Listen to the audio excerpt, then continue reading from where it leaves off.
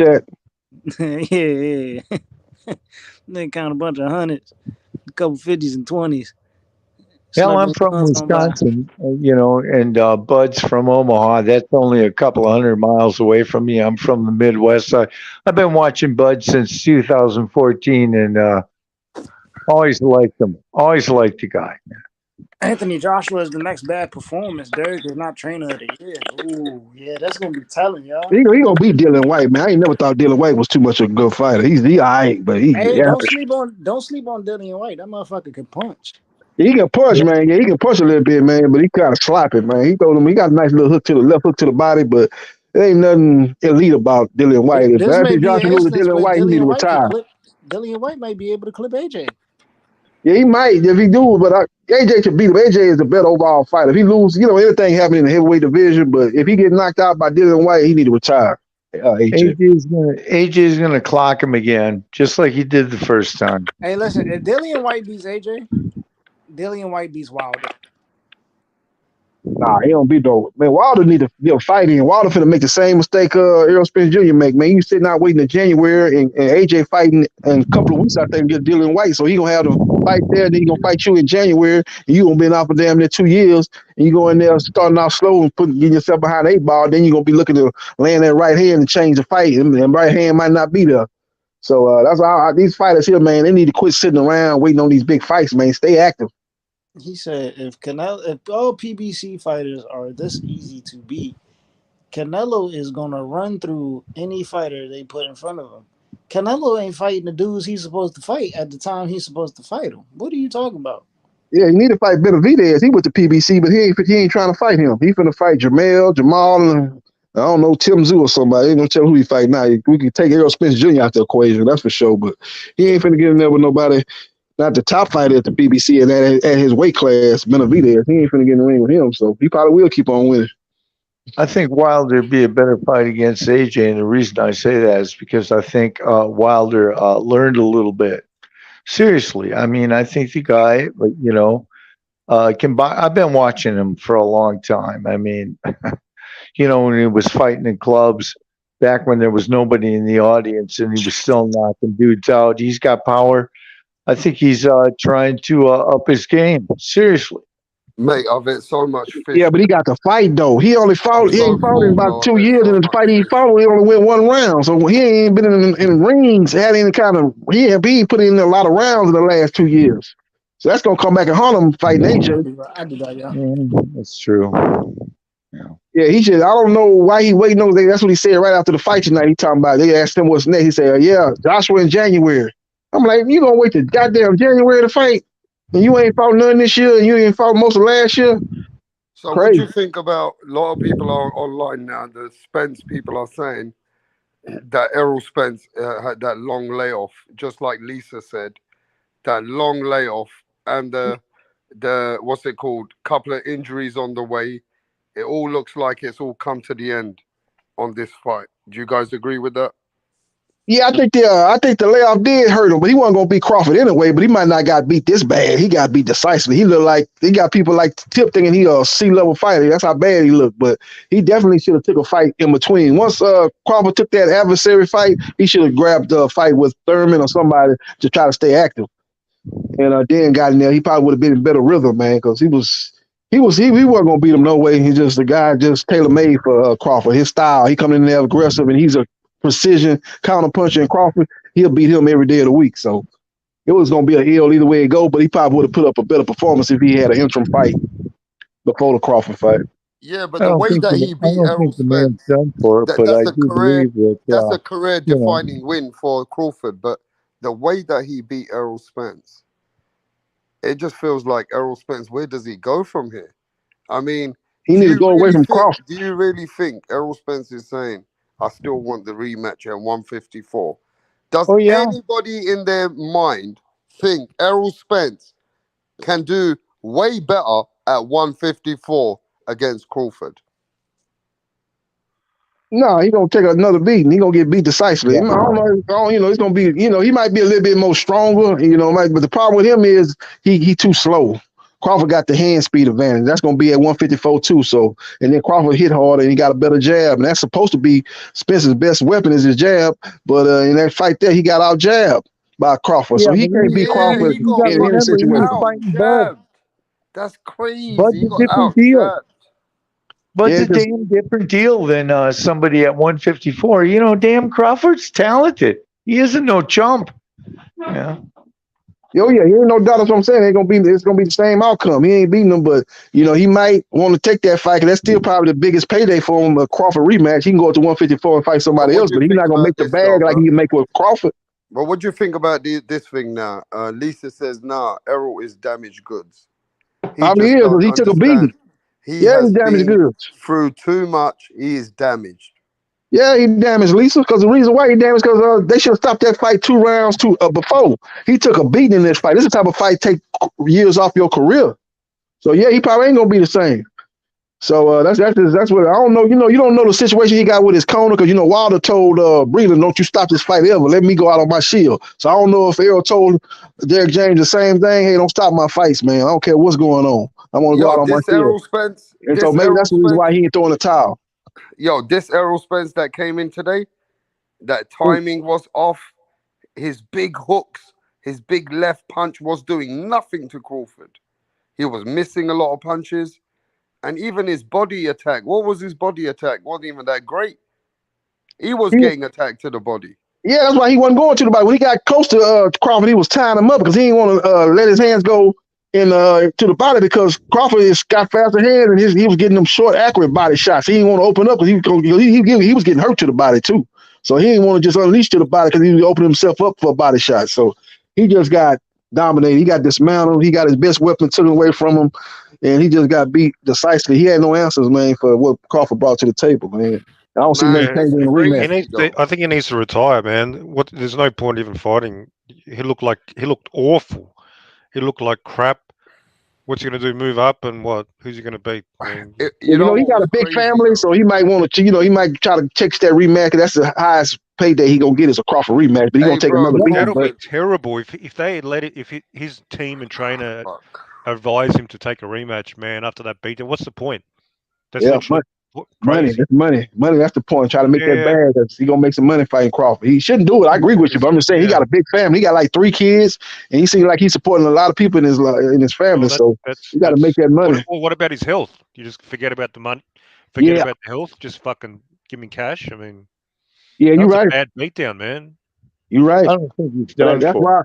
That's what Muhammad Ali fought Larry Holmes. He took that. He wanted that last big payday, man, and support his family. That's why he fought Holmes. A lot of them fighters need to retire, but they look at that money, man. They come back and take that fight, try to give a little bit more security to their family.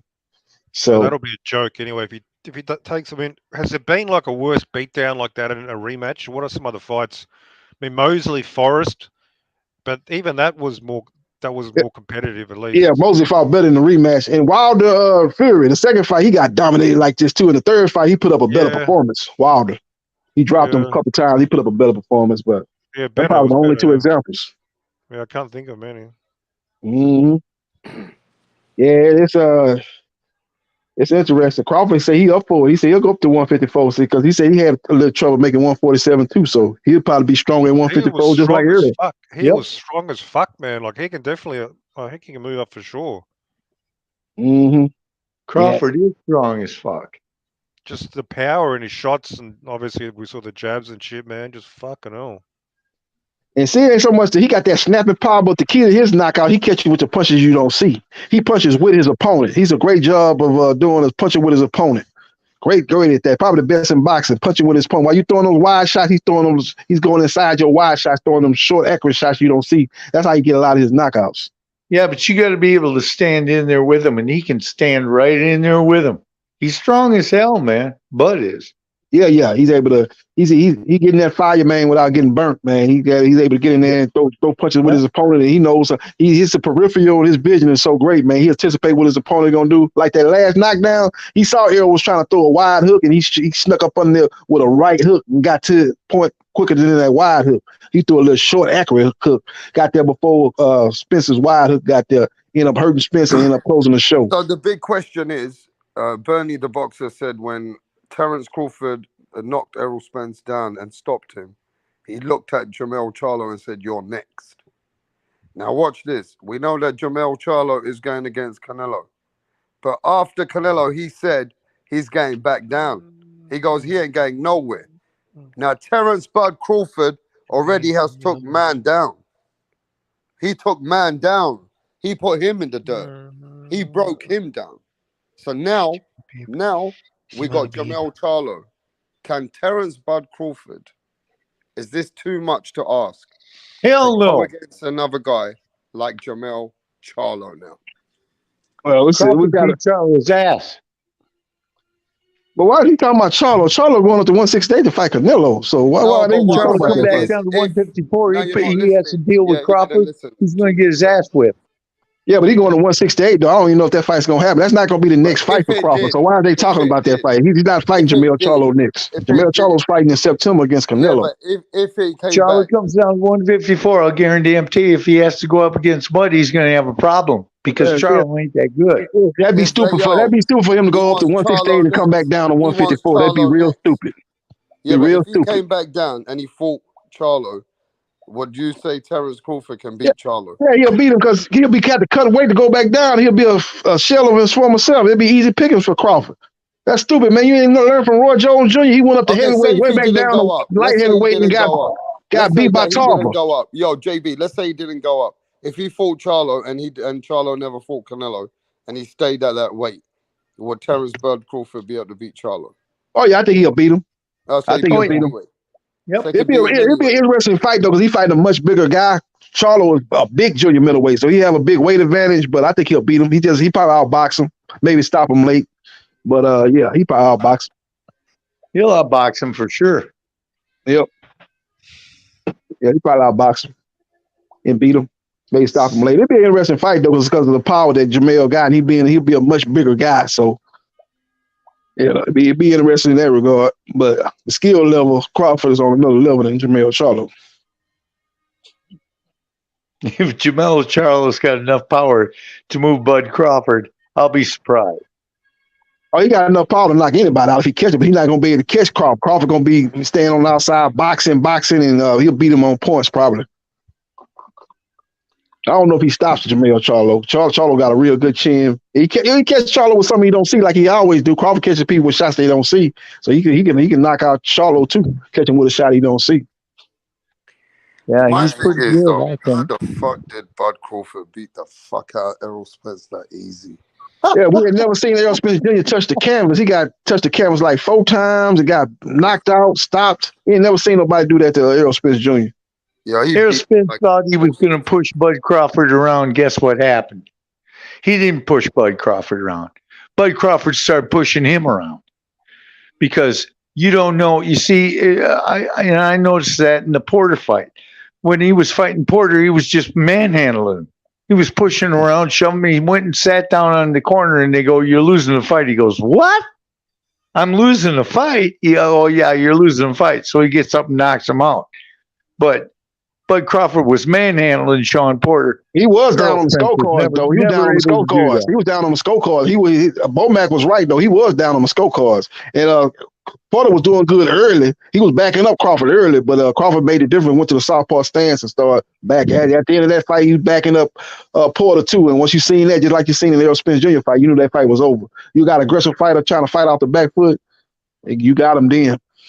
Because, Sean Porter's strong as hell. And Bud was like, just manhandling his ass. And I'm going, whoa, I mean, he's not worried. He's sitting there smiling, and then he finds out he's losing.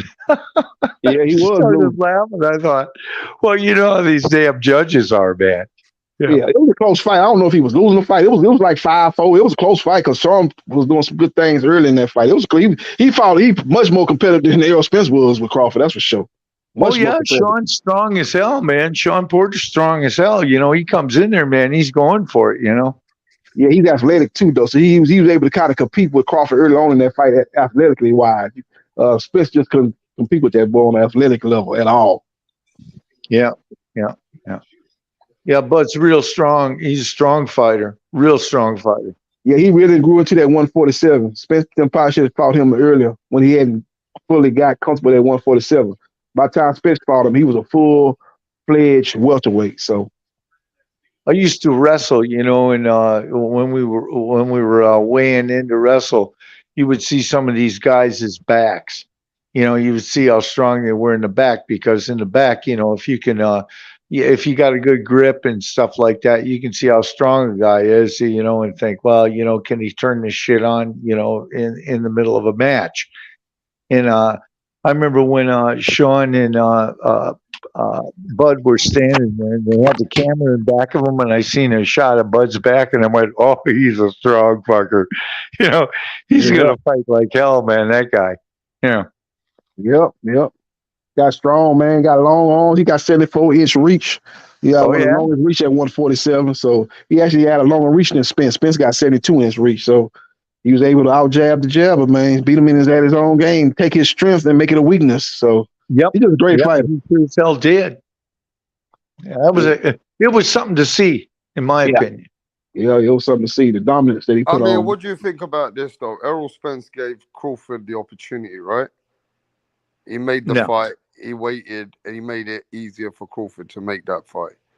If Errol Spence believes that he was weight drained and he wants to fight at 154, then Bud should give him the opportunity, right? Yeah, Bud said he'll do it too. He said in the post-fight press conference he'll fight him at 154. Yep. Go for it. So it's just gonna be up to his Errol Spence Jr. team to try to advise him to go into another direction. Because if he take another beating like this, back-to-back fights, they're gonna be urging him to retire. So you gotta look at all. He gotta wait a payday. He can say, "Well, I go fight somebody else, but I'm not gonna make the money that I would make in a Crawford rematch. But if I take the rematch and take another beating, I might have to retire." So if he looking at it like big picture, he need to not take that rematch. Go up to 154, fight.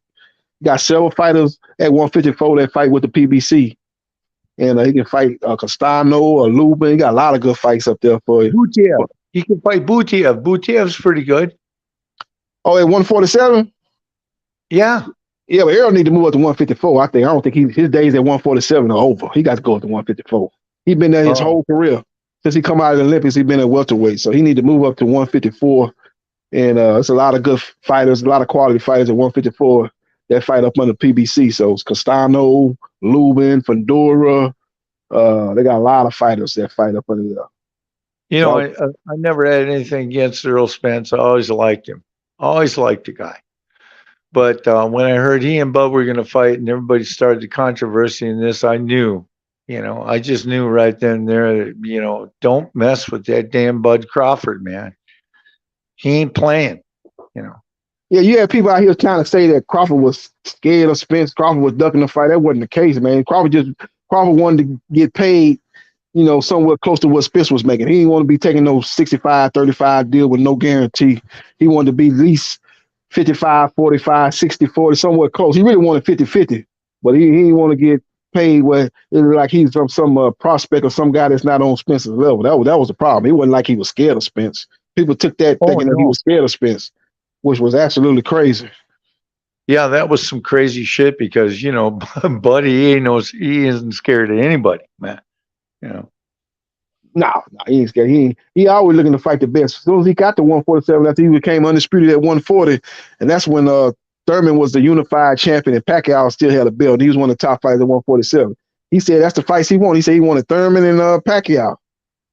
You know, and then once Errol Spence Jr. became the man at 147, he wanted to fight him. So he always want to fight the best. He ain't ducking no smoke. He got a lot of confidence in his skills and his capabilities. So he ain't ducking no smoke. He thought he was going up to 154 and fighting Jamel Charlo. He's talking about that before the Spence fight. So he always looking for the top fighters. Yep. Yeah, he's always looking for the competition. He's looking for the money. Yep. You can't blame him there. No, you can't. You can't blame him. Yep. So we'll see what happens, man. It's a big fight, man. Boxing is having a strong second half of the 2023 boxing. Had a lot of good fights. Yeah. We had a hell of a good year so far. Mm-hmm. Got some.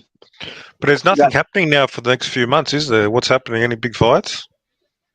Until Canelo. I think it's a fight that ain't getting that much publicity. I'm really looking forward to is that Navarrete Valdez fight. That's coming up in a couple of weeks. That's going to be a good fight. Action. That's a 50-50 fight too. That's going to be a lot of action. Gonna be on That's pretty good fight. ESPN. Yeah. Then you got AJ and Dillian White. That's gonna be on the same day. So that August Oh, 12th, you gonna have fights on all day. we've got Better Beer versus Callum Smith next month as well. Yeah, you got that on the 19th. That's that next week. I don't rate Yeah. Callum Smith. I don't think Callum Smith that good. So I don't. Yeah, I reckon he's gonna I think Better Be gonna steamroll him. Yeah, I agree. He's going to get the shit bit out of him. Yep. Yeah, and I think they got somebody fighting that next week on the 26th. Her name escaped me. It's somebody fighting on the 26th, August 26th. I gotta go look it up. But they got a couple good fights coming up in a couple of weeks. And once we get past August into September, we got the Canelo fight in Charlo, but that's at the end of September. So they got a couple of good fights. Then you got October, you got Haney and Prograis in October.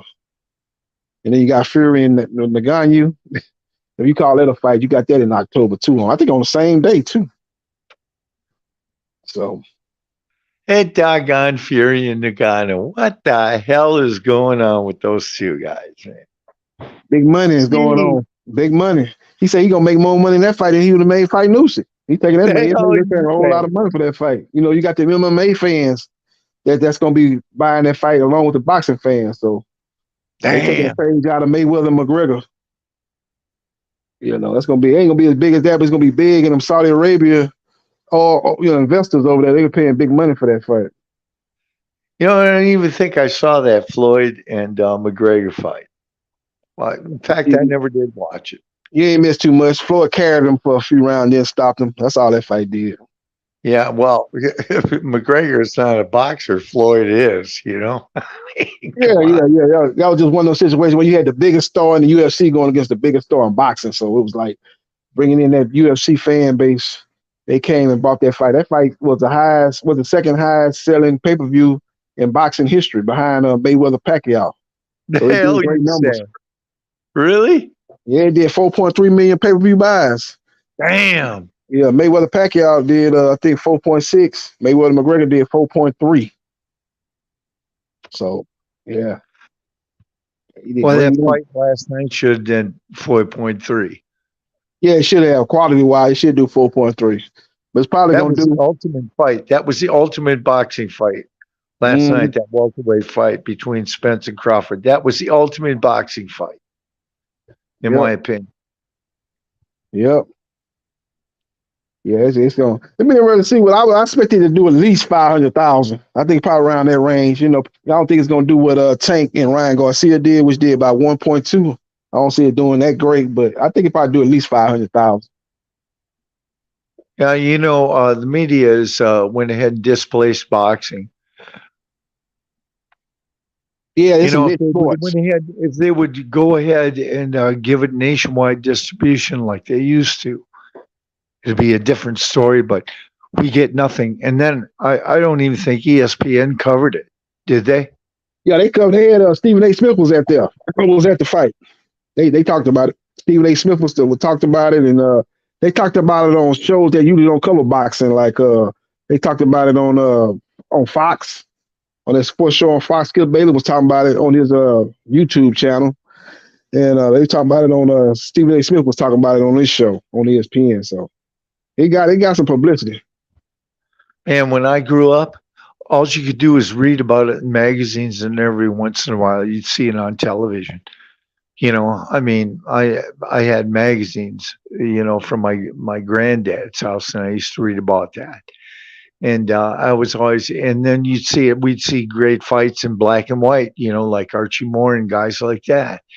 And nowadays, it's like, of course, I hadn't watched television in a long time, so I don't know how nationwide distribution is doing anymore. But, it just seems like they tried to cut boxing out of the equation, which really pisses me off, Yeah. They kind of, I say, the reason why they doing that because they start throwing too many fights on pay-per-view. Fights they have no business on pay-per-view. You're not gonna grow the sport like that. Pay-per-view is for like the best of the best, like what we got tonight. But you throwing fights that have no business on pay-per-view, that's what was killing the sport. Yeah, I know. We got best of the best tonight, man. It's like, wow. Mm-hmm.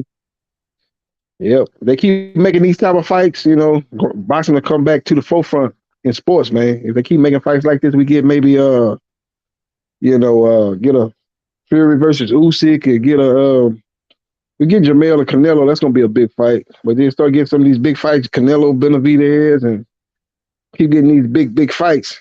Boxing will start making this comeback. Yeah, I certainly hope so, man, because it's a little bit frustrating, you know. I mean, it's my favorite sport. Yeah, it's it's my favorite sport too. It's right up there, at least with NFL. But yeah, it's definitely should. It used to be the number one sport in America back in the 70s. Muhammad Ali was fighting. He was the man in sports. But it started fading away, man. Like I said, he was putting these guys on pay-per-view. They had no these fights on pay-per-view. They had no business on pay-per-view. And they started paying these guys astronomical money to Yeah. fight lower level competition. So they was like, why would I fight this fight that would probably end up on pay-per-view when I can fight this other fight and make the same about around the same time of money? So these Yeah. purses increased for a lot of these fighters, but the level of competition decreased. Seems like the networks and the promoters got together and just took over boxing and went ahead and made everything pay-per-view because you can watch NFL, you can watch basketball, you can watch every other damn sport, tennis, but you can't watch boxing unless you pay. You know, man, that's a national sport where people from other countries are invested in that sport, you know. Yep. I mean, they want to see their fighter do good. You know. Oh yeah, the fans in the UK, they really support the boxing. They support their fighters and they come to see their fighters perform. And it's real big over there in the UK. A lot of these other countries, like what they're doing over there in Japan with Inui, they really come out and support him. He make big money over there. So here, you know, boxing is like fifth, sixth sport here, you know, behind NFL and NBA, Major League Baseball, hockey. They even pushing the UFC ahead of boxing here in the United States. So yeah, I don't know what the deal is, man. It never used to be like that, you know, but it is now. So yep, it's not. But hopefully, this fight here, what we got with the Ryan and Tank fight, hopefully that'll get boxing back, you know, going a little bit better. Get it back and a little bit more publicity and have more people following and start being on these sports shows that normally don't cover boxing. right, you know, like sometimes I walk over to the store over here, you know, to pick up some beer, or I go down the street and pick up beer, and I talk to people and we go, "Hey, Spence and Crawford are fighting this weekend." They're looking at me like, "What?" I go, "Spence and Crawford, it's a welterweight championship, man. It's you know, unification bout. You guys got to check it out." You know, and they're like looking at me like, "Who are those guys?" And it's like, when I was a kid, everybody knew who those guys were. You know. Yep, everybody knew who Sugar Ray Leonard was, Thomas Hitman Yeah. Hearn, Roberto Duran. Yep. And nowadays, they don't get any promotion, so it's like, you know, who's to blame? Well, I'll tell you who's to blame. Fucking networks. You know, they're not pushing like they used to, and that pisses me off because it's a nationwide sport. You know, not only a nationwide sport, but a countrywide sport, a global sport. You know, Mm-hmm. that kind of pulls my irk string. You know. Yep. What's your name, bro? Name JB Sports. Oh, it's Pete Von Arx, man. Pete, your name Pete Von Arch? Yeah, Pete Von Arx. Okay. Where you from, I'm Pete? here in Wisconsin, man. Oh, you're in Wisconsin. Where you, Green Bay or Milwaukee? Where you at? No, I'm down La Crosse, right on the Mississippi River, man. Oh, okay. So you a Packers fan? Yeah, well, you know, I like the Packers. I grew up in Minnesota, so I kind of like the Vikings, but, you know, I like boxing way more than football. Oh, okay. Yeah, it was a great night of boxing, man. The undercard was solid. The main event was epic because of the performance of Crawford, but it was overall a great night of boxing. Well, I'll tell you what. I watched the Pitbull fight, and then I watched the fight before that, and then it came around to Spence and Crawford, and I was like, "Holy shit, man! This is really something," you know. Yeah. You know, the card started off good. They got That Huh? was the ultimate. That's the ultimate. It was the ultimate fight. Yeah, just because it was just one of them fights you really didn't know who was gonna win. That's how you thought about it going into it, and then it turned out to be a Right. one-way Yeah. dominant performance by Crawford. So that's just he left no doubt about it, man. That he's the #1 guy in boxing, man. No doubt about it. Yeah, he's really good, man. Bud Crawford, man, always been one of my favorites. I watched him, since 2014. I watched him a bunch of times. Always liked him. And he seems like one of those kind of guys where you could sit down and have a beer and go fishing with. Yep. I remember his first fight I seen of Crawford. He fought on HBO. He was a last-minute replacement to fight Prescott. Prescott was the guy that knocked out Amir Khan. He's the first guy that exposed Amir Khan as having a glass jaw. And they put Crawford in there as a late replacement. He fought him at 140. He had supposed to been fighting at 135, but he went up to 140 for the opportunity on 3 weeks' notice and dominated Prescott. That's when I first seen Crawford. I said, man, this dude is nice. This dude got some skills, man. He's nice. Then after that, man, he's been winning ever since, man. He had that special quality when I seen him. I said, this dude is special, man. Because we got like 3 week notice opponent fighting Prescott and beat Prescott. He ain't stop him, but he beat him, showed him that he was on another level than Prescott. Prescott was a solid fighter. Knocked out Amir Khan in the first round, I think. So ever since then, man, he just kept winning, kept getting better. Went over there to the UK and beat Ricky Burns. And Ricky Burns, man, that fight with Ricky Burns, that was no joke, man, because Ricky Burns went on, to win another title. Yeah, Ricky Burns was no joke, man. Bud beat his ass, man. Yep, right over there in Glasgow, out there in the UK. Beat him and then got a belt there and then moved up to 140 and then started collecting belts there. And then he fought Victor Postal. A lot of people thought Postal was going to beat him. So Postal had stopped Matisse, the boogeyman.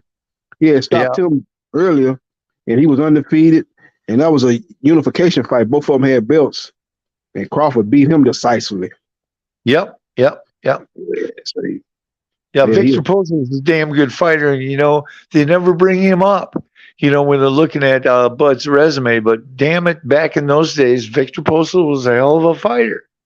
Yeah, he had that classic European style, man. A good, nice little jab, nice 1-2, and big, tall, rangy type of fighter.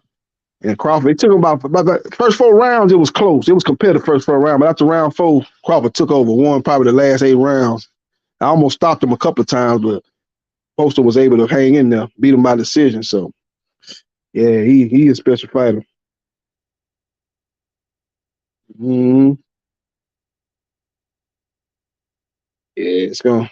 But the undercard was solid though. Pitbull, he fought that guy Giovanni Cabrera, man. That guy was, if that guy had some power, he could have did something with Pitbull. But he was touching Pitbull, but he just ain't had no power. He was hitting him with them little 1-2s and hitting him with the jab. He keeping his hands down. He ain't had no respect for Pitbull, man. His hand down and stuff. I'm like, man, you got in there with a guy that's known as a feared power hitter, power puncher. And he got his hand, but that's how he fight though. He comfortable fighting like that. He got his hand down and he was jabbing, pot shotting him from the outside, and Pitbull wasn't cutting the ring off, and Pitbull was catching him with the left hook, but he got to develop his right hand though, man. Because people know that you got that left hook, so they're gonna be ready for that, man. You got to bring something else to the table. That's what Ryan Garcia problem was. He just had one weapon, the left hook. I take that away, you ain't got no answers.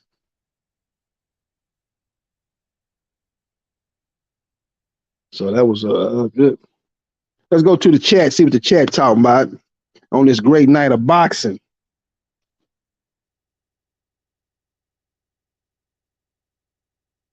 Let's see what's going on in the chat. Let's see. Got boxing antics in the house. Okay. Boxing antics say, I'm off rap, bro. Salute to the chats and the panel. I'll hit the playback. Yeah, I already appreciate your boxing antics from coming through. We'll be talking boxing 24/7. We'll be talking about it again tomorrow. So, okay, let's see what's going on here in the chat. Yeah. Adam say, I saw Pernell Pro debut and on local TV in North Carolina. That's another great fighter right there. Pernell Sweet Pea Whitaker. Didn't get his just due. Got robbed against Julio Cesar Chavez Sr. Chavez Sr. won 2 rounds in that whole fight and got a draw. Horrible decision. Actually, Chavez Sr. won the first 2 rounds. After that, Pernell Wilkins swept the last 10 and got robbed. And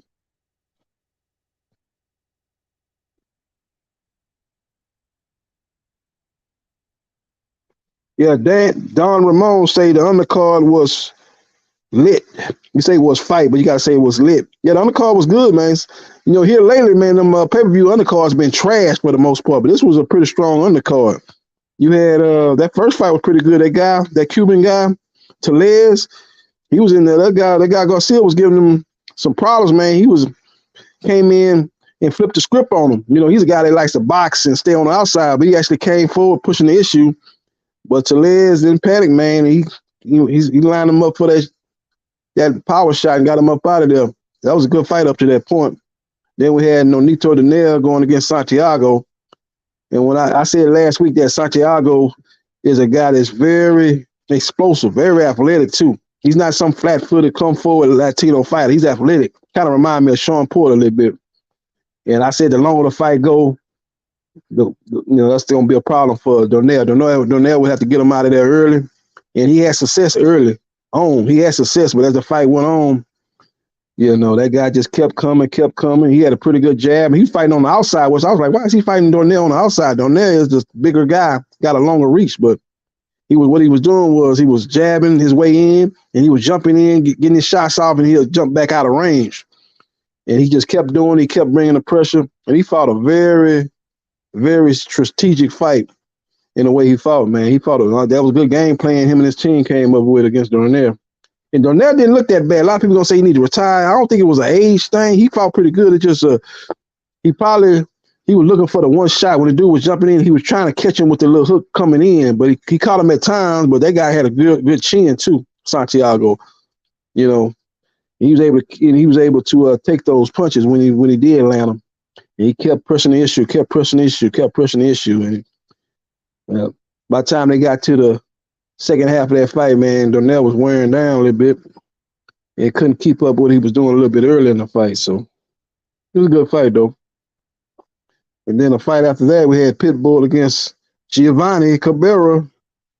And Pitbull got to learn to cut the ring off, and he got to develop a right hand. But when you fight those top fighters, they're going to take away their left hook. You're not going to beat nobody with no one punch. You got to have more versatility to your game than just that left hook.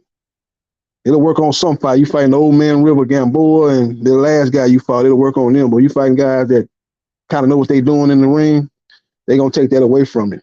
You got to be able to bring something else to the table.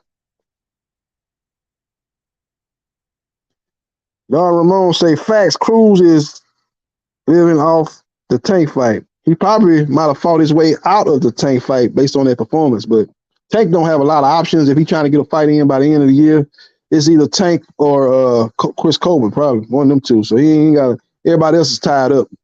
Haney going to 140 to fight Prograves. Lomachenko, he's over there with Top Rank, and he's in the WBC. He's probably gonna fight for a belt of Tank if they strip Haney. They'll probably mandate him against Shakur for the vacant WBC. So there's not a lot of options for Tank. Frank Martin just fought, so he not an option. So it's either Pitbull or Chris Colbert. Lisa Snow say Loma fight Shakur. That's what I think gonna end up happening. I think the WBC they gonna strip Haney. No doubt about it. WBC gonna strip Haney. But they gave Haney two options. They say either fight Shakur at 135 or move up to 140 and fight Regis Prograis. We just got an announcement the other day that he's fighting Regis Prograis. So the WBC gonna strip him, and they're gonna mandate Shakur versus Loma. And Shakur is petitioning the WBO to fight for their belt. And I believe Loma is ranked number 2 behind him in the WBO. So that fight could be for a vacant WBC and a vacant WBO title. So that Loma, I definitely think Loma will take that. You got 2 vacant belts on the line. So again, Tank don't have a lot of options. I don't think. I think he gonna have to fight Pitbull or Chris Colbert.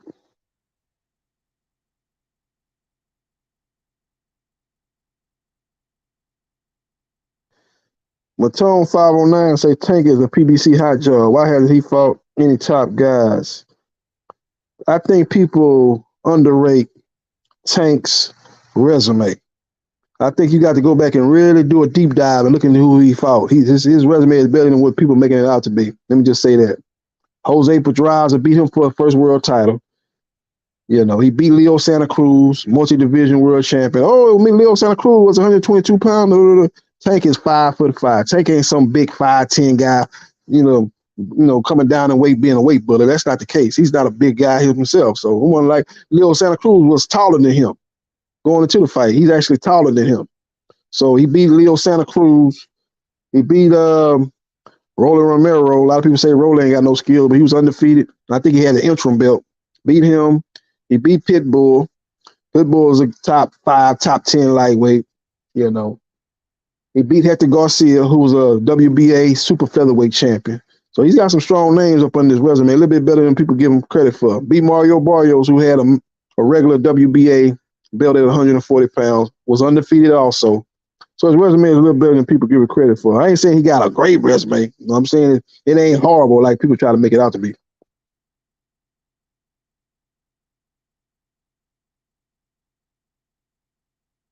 Johnny Durag say it's not all about height, size, mass, overall strength.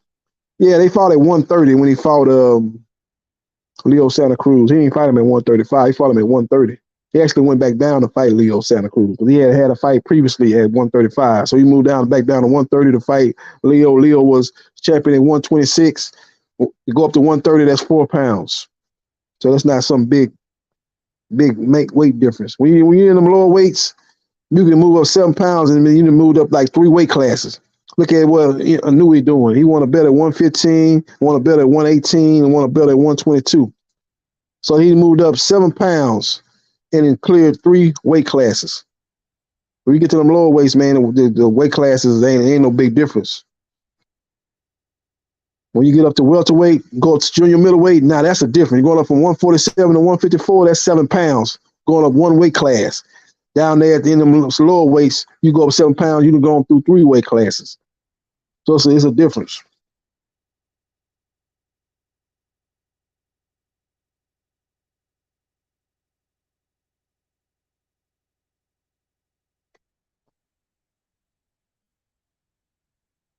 The Chiefs say Canelo really should be fighting at 160. Why would he fight at 160 when he undisputed at 168? You know, you saying that he had his best at 160? Well, that's kind of hard to say because he's undisputed at 168. So he had his best at 168 where he's undisputed. He do need to fight the Mexican monster, though. He need to fight Benavidez. If Benavidez ain't one of them 3 fights he ain't part of that 3-fight deal with the PBC, then Canelo Alvarez is going to be known as a guy that ducked Benavidez. That's all it is to it. Because there's nowhere in here he should be coming over to the PBC in a 3-fight deal and not fighting Benavidez. Unless Benavidez get upset in his next fight.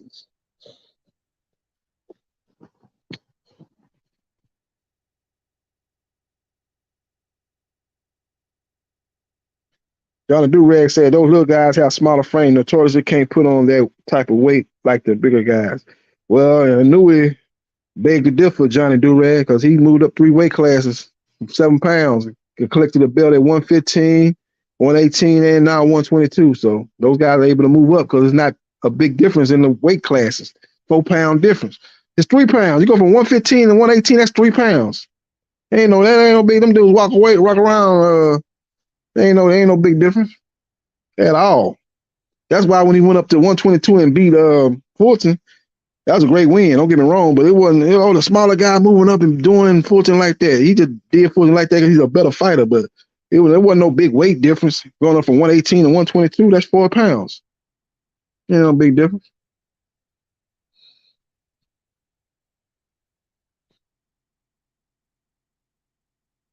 And if he move up to 126, that's another 4 pounds. You start saying 126 now, especially when he started off at 108, 107.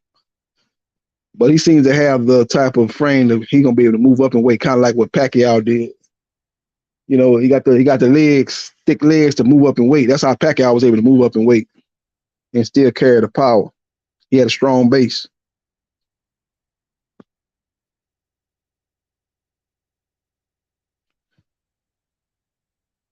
The Chief say nobody can beat Canelo. Well, Dimitri Bivol beat Canelo, so we can't say nobody can beat him. Canelo got a fight coming up against Jermell Charlo. He'll be a heavy favorite in that fight. He should win that fight, being a naturally bigger guy. So we'll see what happens in September.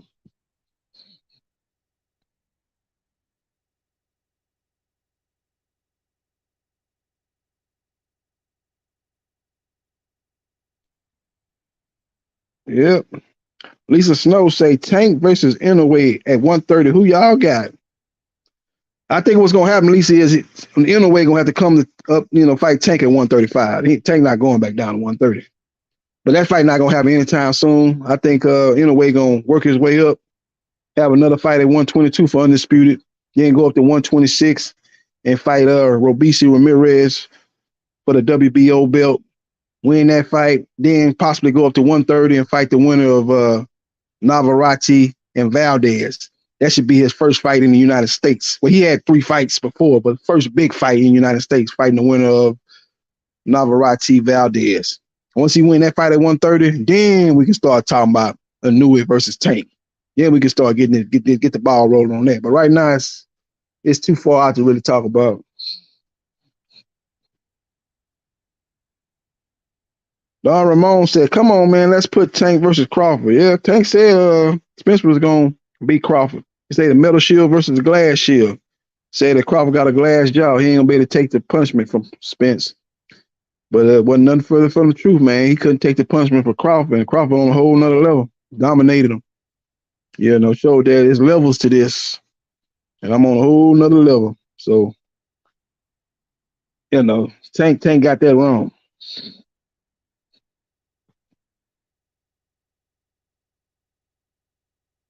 Golden Biscuit say 130. Why Monster got to move up 8 pounds and Tank only go down 5 to make it even for both? 6. Well, because he's going to be coming over here to the United States and fight. And the big fight for him over here in the States is Tank.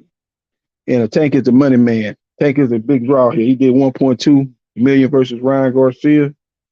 And I'm not saying the fight should be next. So I don't think he should do that now. I think he should work his way up to 135. Like I said, I kind of laid it out a couple of minutes ago.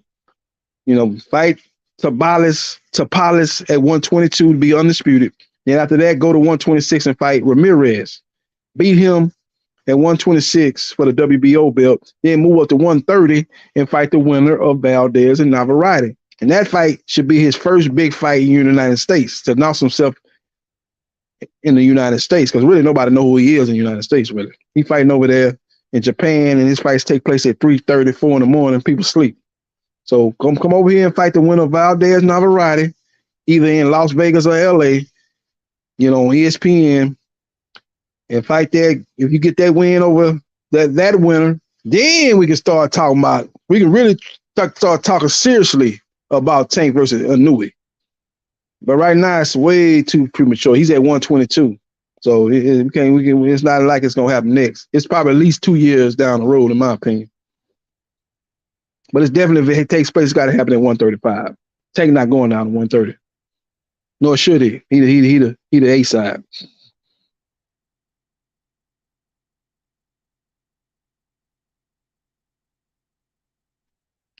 Inoue, the Chief say Inoue is a bigger star globally. Yeah, but the mecca of boxing is here in the United States. And the biggest star here in the United States is Tank Davis. And he doing some good numbers over there in Japan, but he ain't producing the numbers Tank doing. Tank doing 1.2 million pay-per-view buys, US dollars. And look at the gate he's doing. That gate that him and Ryan Garcia did was one of the highest gates in boxing history. I don't know what type of gate Inoue doing over there in Japan, but I'm sure they ain't doing the gates that Tank doing over here in the US. So you keep saying he bigger globally. I don't know what all that means. All I know is he not producing the same revenue that Tank producing in his fights. I guarantee you that.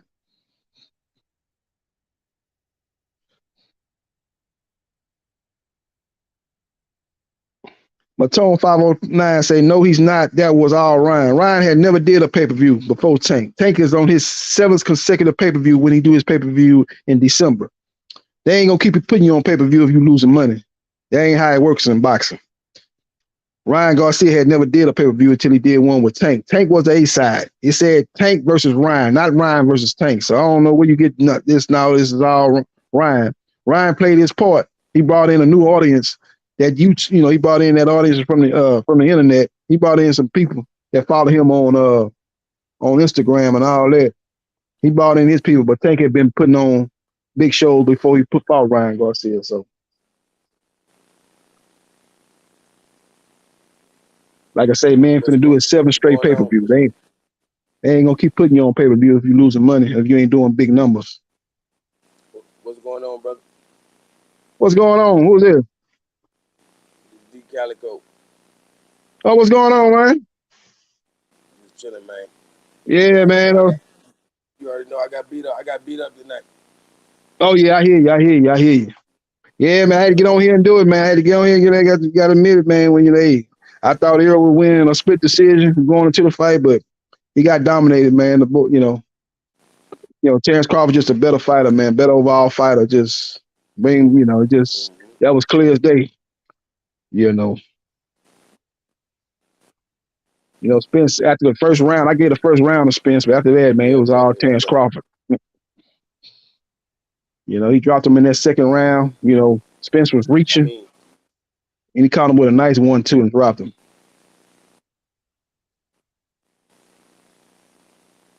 He's just a great counter puncher, man. Pinpoint accuracy, precision, power. He out jabbed Spence. I knew Spence was in trouble too. I said, man, he out jabbing Spence, man. Them jabs was hurting Spence too. He was hurting Spence with jabs. I was like, man, he beat Spence in his own game.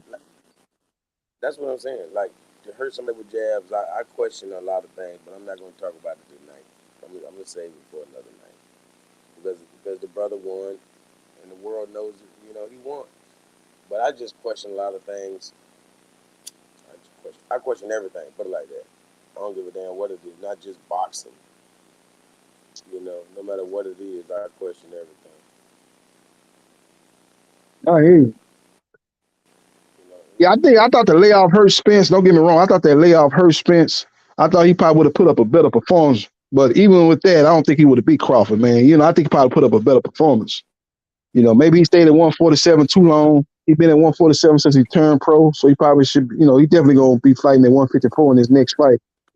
So, but with all that being said, man, it's just when you look at his style, Spence, he's an aggressive, come forward fighter that plays right into the hand of a fighter like Crawford, man, because he's a great counter puncher, and he do a good job of punching with his opponent. When you throwing those looping shots, he's throwing those short shots, and he's getting hit to the point and landing the punch before you get your punch off. So that's what he does. That's how he stopped it. That's how he stopped Spence in that last knockdown that stopped him. Man, Spence was trying to throw a wide hook, and he came with a short right hook and caught him. He never saw it. So he does a great job of punching with his opponent, catching them with shots they don't see. So it's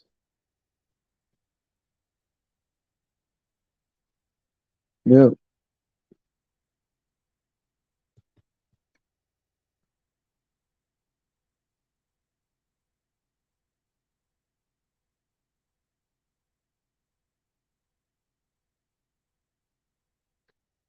Don Ramon say Tank is averaging 100,000 pay-per-views before Ryan.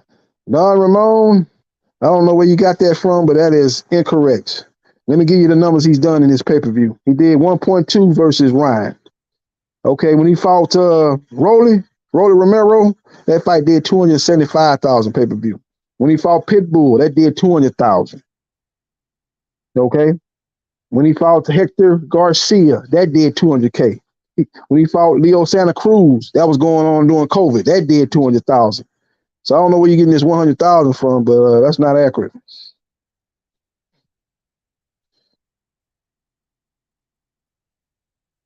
And let's see what Ryan Garcia do when the A side fighting on pay-per-view. See if he can do 275. Let's see if he can do 200,000 on a consistent basis, fighting Hector Garcias of the world and Rolly Romero's of the world. Let's see what kind of numbers he's doing. He should do better numbers based on getting the publicity that he got fighting Tank. So you would think he would do better numbers.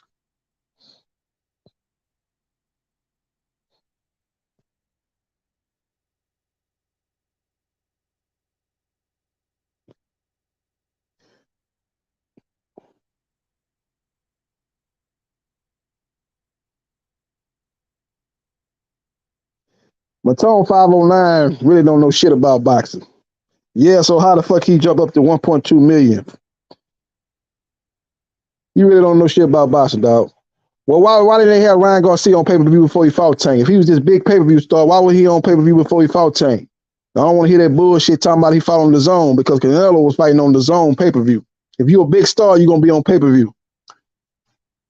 If he's such a big star like you say he is, why he didn't do no pay-per-view before he fought Tank? Because Tank was doing pay-per-view before he fought Ryan.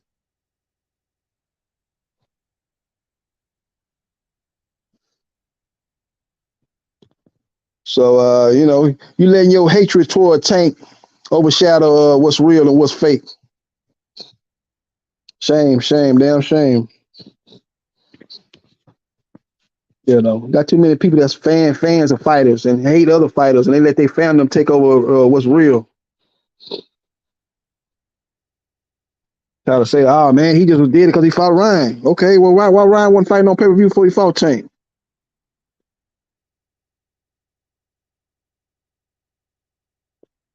Oh man, shit is over.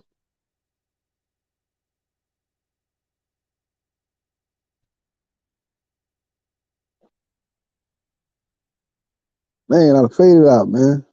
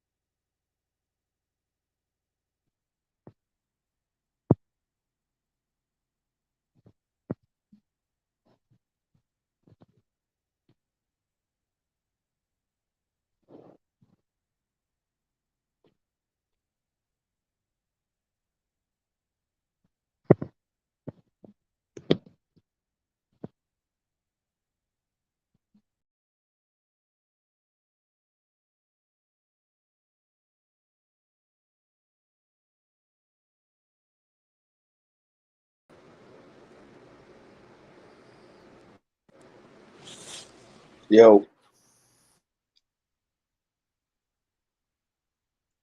hey Pop, you still up here? Or you gonna jump down?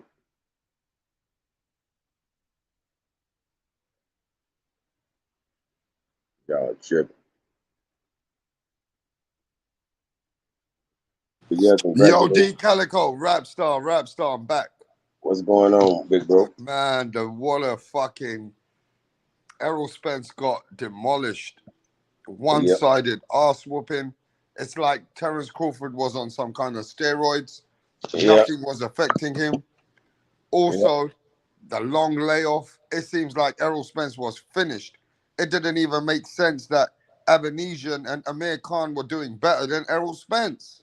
Yeah, that's why I question just it's retarded. It's crazy. I don't know what the fuck. I think he got punished by the boxing gods for being friends with Deontay Wilder. You know what I mean? For real, it's crazy. I don't know what happened. Yo, read the chat, bro. I'll be back in a minute. All right.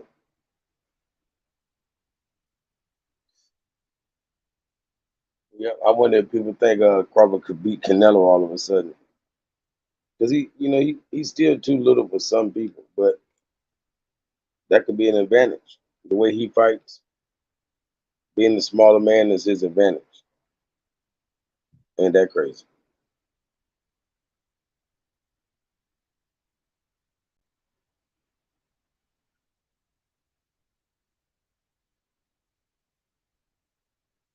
Ryan bought the other one. He said Ryan bought the other one. Man. Damn, Adam, you be hating.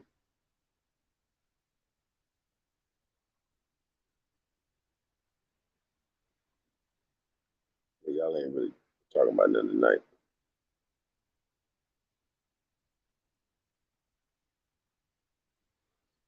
Yes, yeah, ask the question. Who will have more ring rust? Mhm. Yeah. But I don't know. Like I say, he got crossed by the boxing gods. The boxing gods took him out since he wanted to be friends with people like Wilder, huh? That's your buddy, huh? I got something for your ass. It's crazy. Hey, but keep one time Thurman say he won next. I mean, I wonder are we gonna hear Jerron Boots Ennis clamoring for his mandatory? I'm mandatory for that belt. All right, Crawford got it.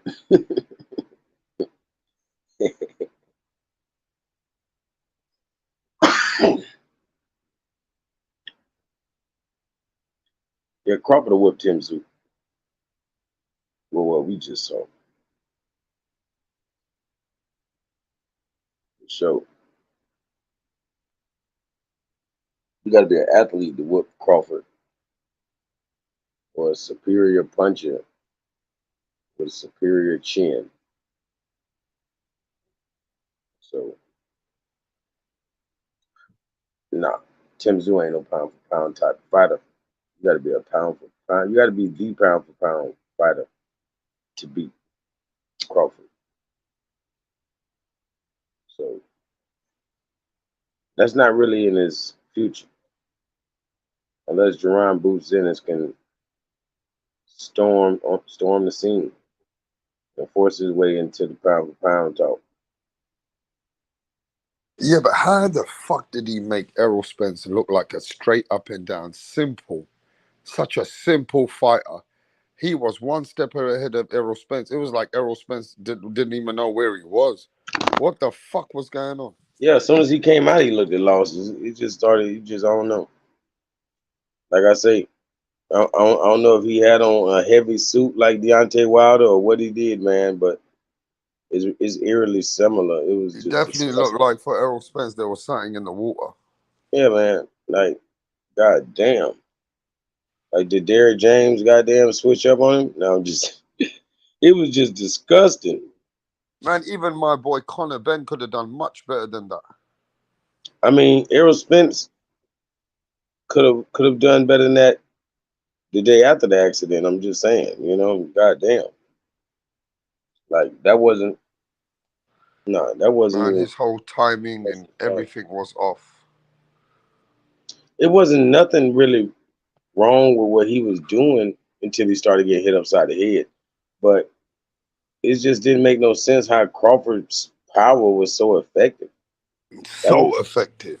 it. Just didn't make no sense. There's no way. I mean, every touch, the first jab that he threw, because he didn't even throw a jab in the first round. That first jab he threw knocked him down. It was like, whoa, what the hell is going on? You know? And I understood the speed at that point, but then it just every jab was doing the same thing. It was like, what the hell? And it wasn't even like a snapping jab all the time. It wasn't like, Bro, he ooh, beat him up like he stole something. man. It looked like Monster Inouye. That's what it looked like. It looked like if I hit you, you're gonna drop. And Stephen Fulton's defense was a lot greater than what we've seen with Spence. Spence can't even guard his grill. Well, he couldn't tonight. I've never seen Spence like he didn't even guard his grill. Every fight he gets in, he guards himself very well. He didn't guard himself at all. Like he would not pick his, arms all the way up and protect the sides and side of his face. Or something, some part of your face. He wasn't even doing it. He never really brought his gloves up above his chin. Like I don't know why he didn't feel the need to protect himself, but he paid for it. Yeah, to be honest, man, it was an embarrassing beating. Derrick Yeah, James maybe should have saved him. Maybe Derrick James should have threw the towel to give him a better day the next time out. But with that beating, yo, I'm just gonna keep it real. Errol Spence better not call Canelo Alvarez's name, and Errol Spence maybe needs to retire with that kind of beating. Yeah, That yeah, was a one-sided ass beating, and Errol Spence telling people now that he wants a rematch. I yeah. just saw the clip. Errol Spence just came out and said that he ain't done. Errol Spence said he wants the rematch. He goes, fuck you guys. He wants the rematch at 154. Wow. Errol Spence wants the rematch at 154, D Calico. Man, I find it hard to believe anybody hits that hard. I'm just saying, man. It was. It didn't make a lot of sense to me. I find it hard to believe. I'm not a believer in nothing. Of course, like a lot of people gonna 100% believe what they see, and I don't even believe 100% of what I see. You're only supposed to believe half of what you see and none of what you hear. Believe none of what you hear and half of what you see. Everybody believes 100% of what they see, and nobody can tell me anything different. I haven't come across a human being, and it seems like forever, that doesn't believe 100% of what they see with their own two eyes. They think what they see is certain. It's not. Believe half of what you see. It looked like Terence Crawford was playing Matrix on Errol Spence. And he was just like, any punch and any jab that would have damaged any other fighter that Spence has been in with. Man, Terence Crawford knew how to move slightly. He knew how to avoid the punch. And he had a good guard. It was like Terence Crawford had a really good guard. And the way Yeah, that he he got read good. Errol Spence, bro, Yeah, by he the got good second round, let me tell you what happened. By the first round, Terence Crawford just said on his post-fight press conference, he said, after the first round, I knew I was faster and I knew I was stronger. He goes, it was a matter of time. See, really, the counterpunch became his defense. Because I'm not really gonna, you know, like he's gonna bob and weave a little, but he has a move. He has a punch coming behind that. He's not just trying to dodge you know, your punches. No, he's looking to counter. He's never just trying to dodge. He's not Mayweather. He's literally just trying to counter you. He's not trying to do much more than that. And once he counters you, it's gonna be like he bob and weave because your assault will stop. The assault stops when he counters. Mm. With a lot of other fighters, it just be a slugfest. They be countering each other and just beating you. No, when he counters you, the assault stops, at least for a little while. You're not gonna keep swinging for some reason. He bringing the pressure. We already knew what type of fighter he was in those championship rounds. This is the first time he's ever looked like the championship round Bud for the entirety of the fight. Like he knew he had to do that early, and he didn't even care about making it 12 rounds. He's like, I'm not even gonna use. I'm not going that far. I'm not going 12 rounds because I'm finna give it all I got early. If it goes 12, I'm gonna lose because I'm finna give it all I got now. Everything must go, and he So did. now there's been some England interviews in England in the boxing channels, and David Cowell, which is a trainer of ex-David Hay, he says that Errol Spence is past his best from that performance. He goes, there's no way that Errol Spence was the same. Nah, they're saying that.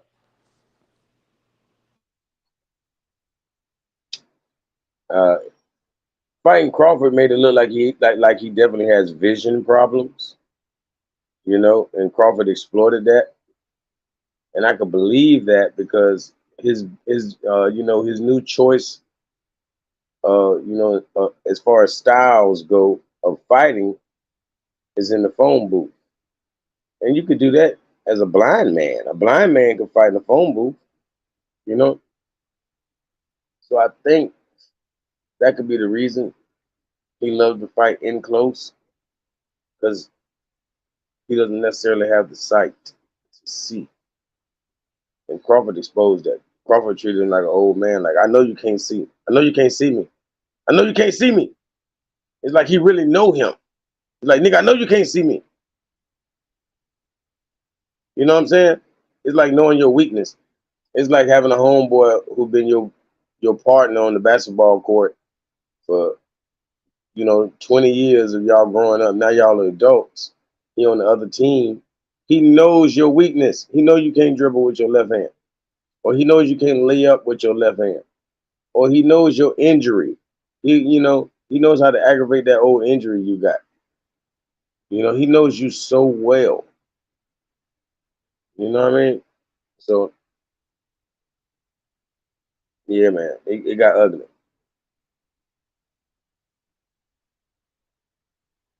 Like they let egos get in the way.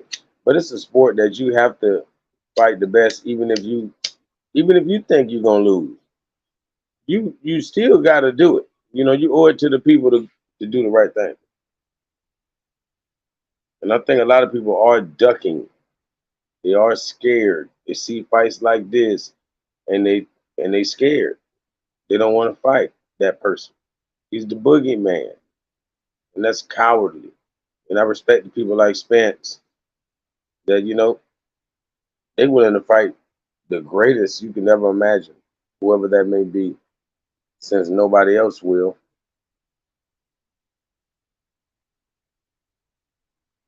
Real. So salutes to both of them.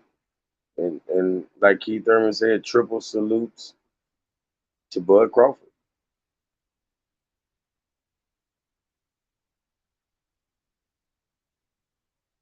See, I can be all right with it because I ain't putting no money on it anyway, so I ain't worried about that. I don't really gamble. It's just a reason to be mad as hell. 'Cause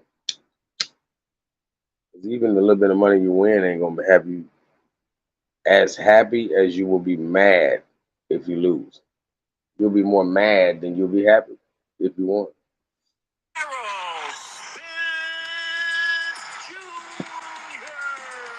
Hey, bro, when I just watched when Eminem came out, and Eminem came out, Yeah, he announced Terrence fucking Bud Crawford, and Eminem said, gonna be the undisputed tonight.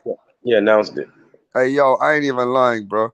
When Eminem said to the people, yo, it's Terrence fucking Bud Crawford, and he gonna be undisputed, how the fuck you gonna make the GOAT of rap look like he's capping? Man, they all know something we don't know. But hey, it's bigger Bro, than they fucked up Errol Spence good and proper. it's bigger than Spence. Yeah. All these guys. So it's whatever the big wigs say at the end of the day. You know. And he got demoted. He thought he'd get promoted.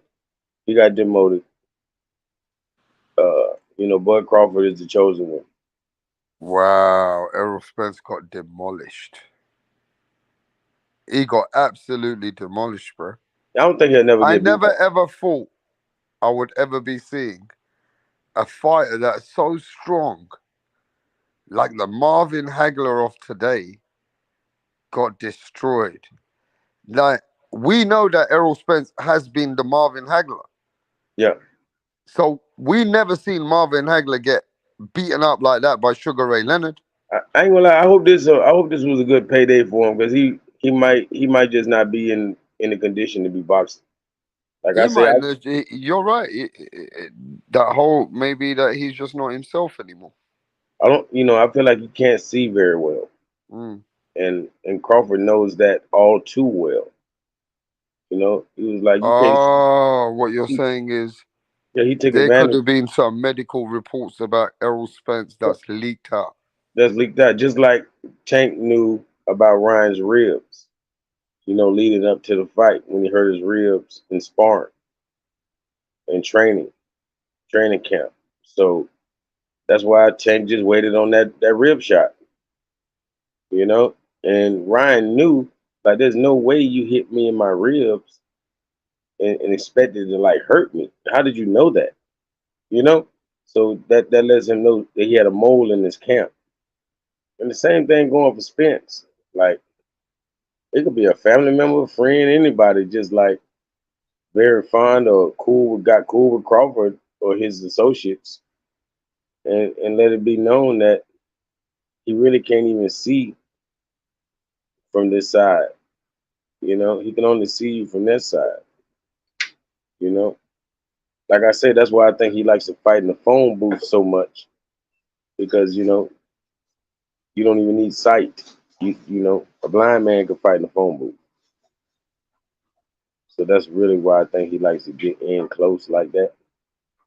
He damn near want to be head to head, you know, forehead to forehead punching. Hey man, we seen it all, bro. I ain't even gonna lie to you. Boxing feels like the way that this guy beat up on Spence.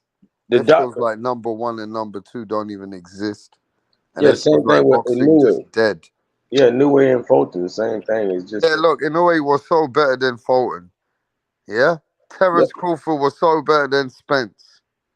So Like, really and truly, bro, what's at this? the end So of the day, the number ones and number twos haven't been giving it. It's not been close.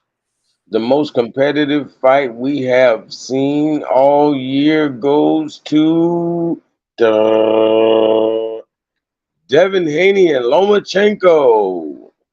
Wow. That was the most competitive. That was and me and you said how great a defensive battle that was that people really didn't pay attention. They should just if people really love defense, they should really go back and watch that fight. You know, and then just admire the greatest defense we probably ever seen. And we're not talking one sided. We're talking two sides of great defense. But y'all wasn't paying attention. Me and Rapstar was wide awoke, and we enjoyed it.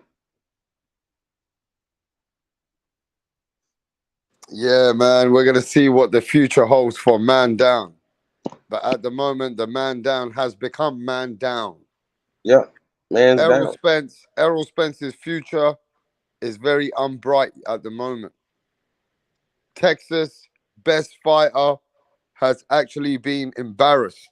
Let's keep it real. He got Yep. embarrassed in that ring. Okay? Terence Crawford came in there like a stone cold killer. And Crawford showed the world that he's levels at the moment above even Spence. Yeah, he At don't the need. moment, I'm trying to work out how Velasquez done way better than Spence. I'm trying to work out how come Jose Benavidez Jr. was still stronger than Spence. I'm trying to work out how even Amir Khan was catching Terence Crawford before he took a fucking shot to the fucking private parts. I'm trying to work out how come other fighters did better versus Terence Crawford. How did Errol Spence, the pound for pound guy, get toyed? How did he get toyed like that, bro? Yeah, Come on. You gotta put him pound for pound number one. Whether you like it or not, bro. Errol Spence got toyed. Errol Spence got toyed. Stephen Fulton got toyed with. Mm-hmm. Stephen Fulton got toyed. Yep. Errol Spence being toyed. Yep. Yo, it's about Norway Inoue and Terence Crawford right now. Yep. It's about Norway Inoue and Terence Bud Crawford. But yo, D Calico, I wanted to talk to you about my mate Nonito Donaire, bro, against Yep. Santiago. Nonito Yeah. did good earlier on, but then Nonito was getting caught, and Nonito was looking sad for a fighter, which is my friend and a friend of the channels. You Oh yeah, know what I mean? we love him. We love him. And I ain't gonna lie, the heart that he possesses is unmatched. You know what I'm saying? Like he's one of those legendary heart. Like he got heart like all of the legends, like Deontay Wilder, like like the Spencers, You know, win, lose, or draw. Like, you know, his heart is always on display. You feel me? Like, I'm sure he knows that he's, you know, matter of fact, he's 40. Just like me, he's 40 years old. And he's been boxing his whole life. You know, so he's probably definitely around the age of retiring. And to been, you know, at your end, you know, he at the end of his rope. And to really still be in there with all of these young, you know, studs. Like he fought Inoue. Now he just fought this Santiago. And Santiago was so slick and so young, you know, and they all just actually benefited from fighting Nonito because he was, you know, at times he's always gonna school them. You know, you know, so it's really improving them. Like these guys are gonna be greater after fighting Donaire. Because if he was, you know, younger, he would have beat their ass. I'm gonna be honest. He would have beat their ass. Like Santiago, he was like Donaire was throwing the harder punches because he had to. Number one, because you know this young guy was leading on the punch output, so he was trying to make up for it with bigger punches, and he was tagging that young guy, but he couldn't follow it up in succession, and you know put a 2 and a 3 on him. But he, you know, he was definitely catching the young guy. He's just an older guy that, you know, he's not the young Donaire to really be able to keep up with the punch output that people like Santiago bring, people like Inoue bring. Like he fought the fucking best. You know what I mean? Like he's not just in the sport. Like he's literally chasing greatness. Even at this age. It's like you don't have to, but he, you know, he demands it.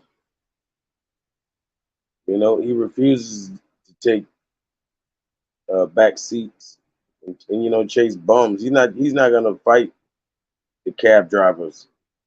You know, so I salute him. We appreciate him for always entertaining us. Because even tonight, I was rooting to the end. Like I felt like it could be one punch away, but it is not. You know, he needed to follow that one up with at least by 2 more, which would have took some good footwork. You know, all that kind of stuff. But you know, he's up in age, and you know, I enjoyed it, and I know he got a super heart, got a giant heart. What we saw in that ring was like that's the heart that all the legends have. For real. Yeah, man. Great night of boxing, though. But you know, there were a couple of So what about upsets. Cruz and Yeah, Cabrera? Cruz fight. I wasn't too very impressed.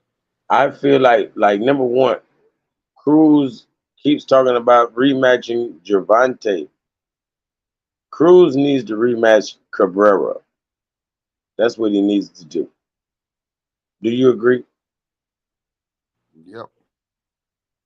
Cabrera was the most difficult opponent he's ever faced. I'm talking about this guy.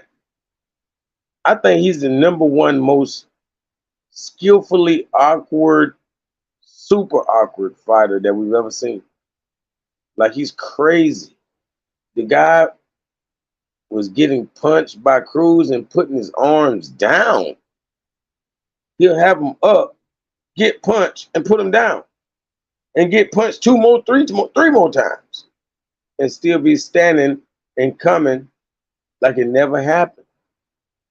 It looked like Cruz was not even punching him. That guy, that guy was eating Cruz's best for breakfast. Mm.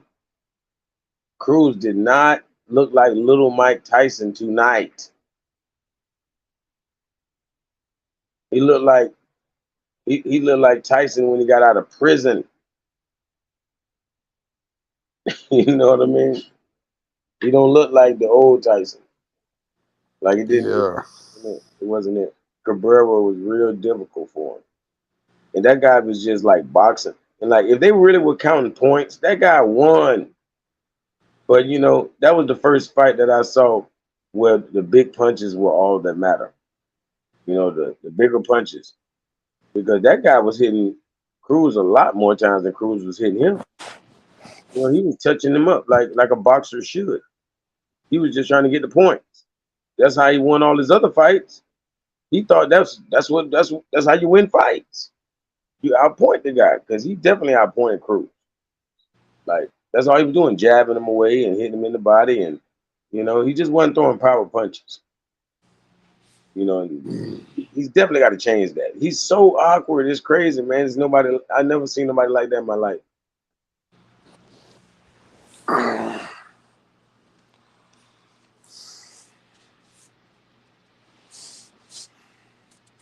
I'm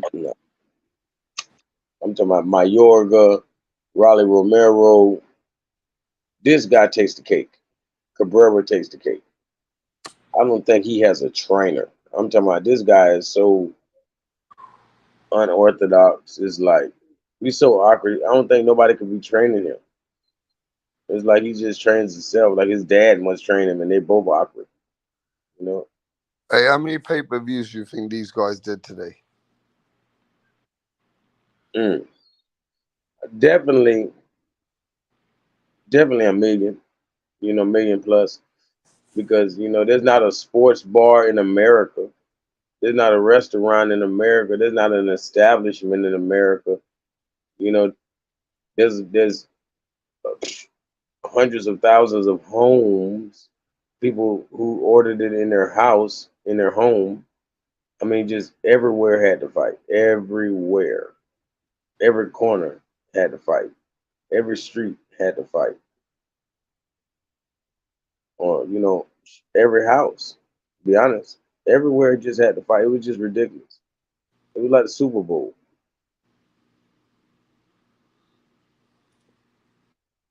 Literally. And I know that's not just in the city I stay in. It had to be like that all across America.